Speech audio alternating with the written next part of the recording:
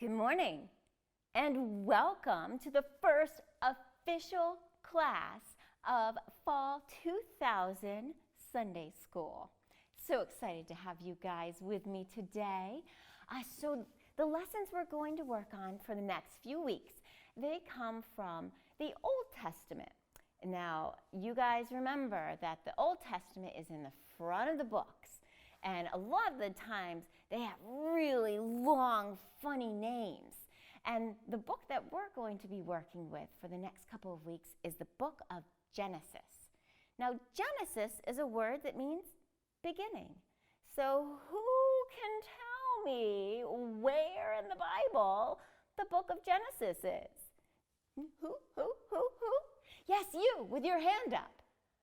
You got it. You are exactly right. It is in the very beginning. Genesis is the first book of the Bible.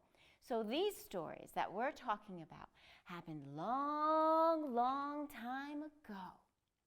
The first story is about two boys, two twin brothers. Whoa, twins! Jacob and Esau. Now, Esau was born first, and then came Jacob. They're born on the same day, but one's got to come first. And Esau is the brother who came first. So he was the older brother. And so, in tradition, back in this book of Genesis, a way long time ago, the older brother ended up getting the land from the mom and the dad, the special blessings from the mom and the dad, all these special things because they were the oldest. Oh, trust me, I know, I'm not the oldest, so I know what you're thinking. And you oldest, yeah. I see what you're saying. I don't know. I don't think it's right. But anyways, that's the way it worked back then. So a man named Isaac and his wife Rebecca had these two twin boys. And Esau was, like I said, the older one. And Jacob, well, he didn't like the idea of Esau getting everything. So he was always trying to think of a way that he could convince his brother to give him something. And so that he could get all the special things that the oldest brother would be getting. And you know what? Jacob did figure it out. One day they were having soup. And Esau finished all his, but he loved that soup. He thought it was so good. And Jacob said, oh, look at that. I have this whole bowl of soup right here that you really want. Let's make a deal. How about I give you my soup, and you can have it, and then you're full, and then you let me have all the land that Dad was going to give to you. And Esau thought about it, and he said, well, it sounds like a good idea right now, at this very moment. I'm really hungry. Okay, sure, fine. And so that's how Jacob became the one who was going to inherit all the land from his dad. Well, that wasn't the only thing he was going to get from his parents. Esau was also going to get a special blessing because he was the oldest. And even though he gave up the land, he still had that special blessing. And there was no way he was going to give that up to his tricksy brother. Well, Jacob overheard one day his father asking Esau to go make him a special meal. And after that special meal, he would pass his blessing on to him.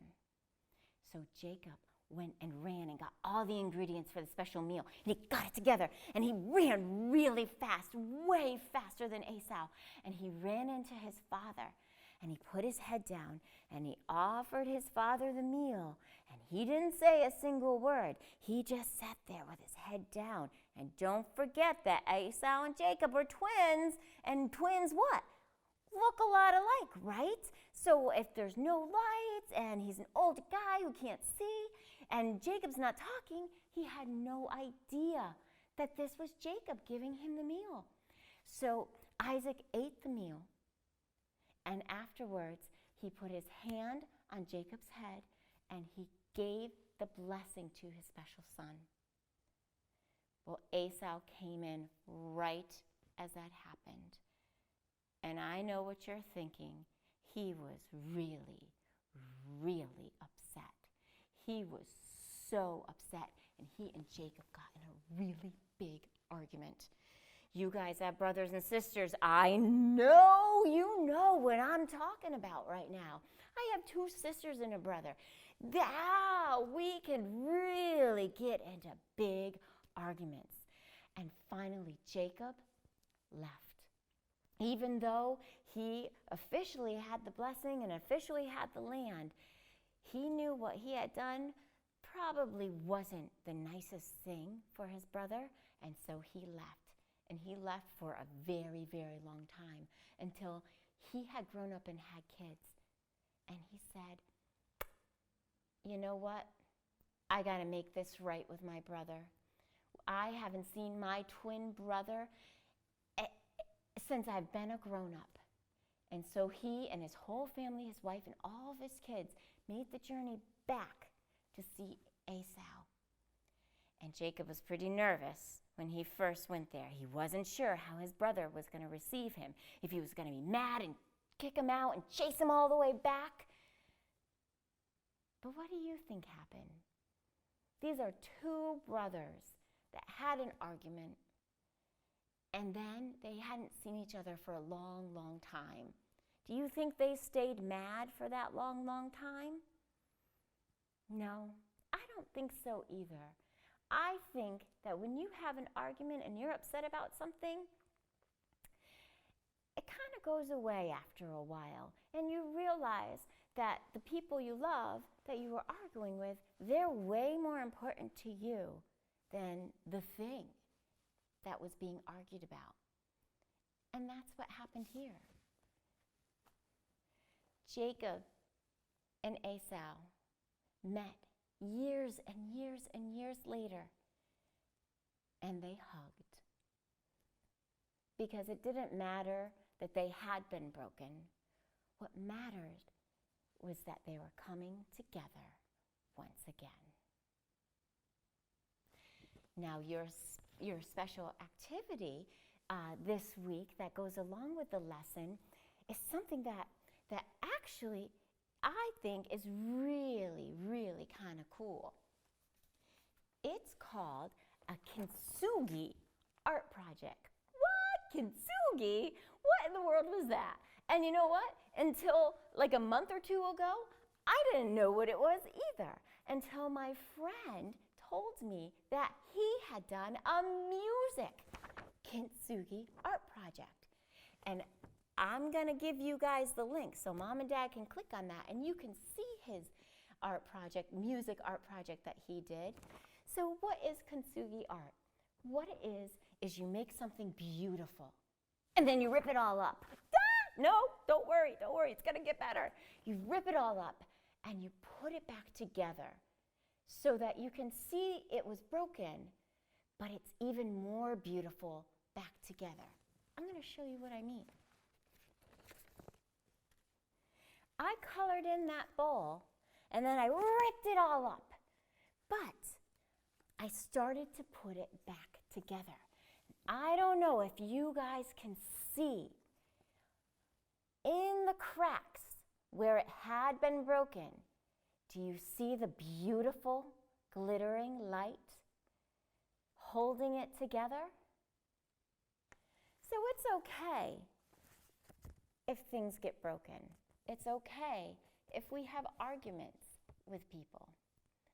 What's important is that we work to put it back together, and then we step back and see that it's even more beautiful than it was before. All right, guys, for this very first Sunday school lesson, we're going to say the Lord's Prayer together. But then after this, we're going to say all sorts of different prayers, and we're going to try all different ways of praying. Now, Pastor Bob had told you to fold your hands and put your head down when he gave you the prayer on Zoom.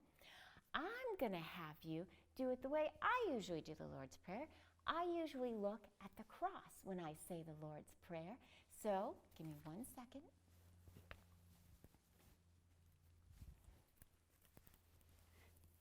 All right, are you guys ready? I'll start it and you join in. Our Father, who art in heaven, hallowed be thy name. Thy kingdom come, thy will be done, on earth as it is in heaven.